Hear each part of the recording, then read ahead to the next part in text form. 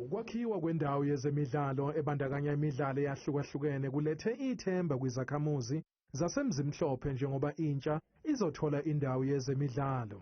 We appreciate multi-purpose court ngoba we've got other sporting courts ezikhona, including basketball. We know we've been having netball, and now we are including basketball to come, and we are also including five-a-side court or maybe facility.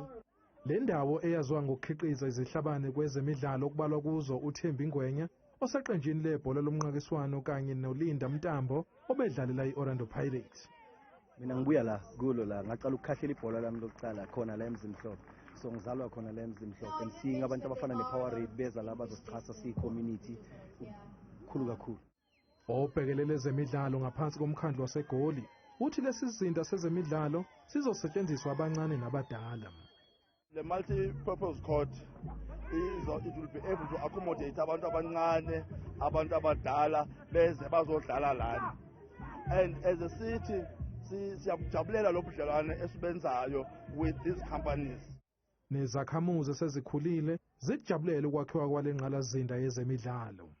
Yinhle lento esibonayo ngathi abantwana bethu bangaza bazodlala ngoba abantwana basadlala sebahlala bese ku social media bona.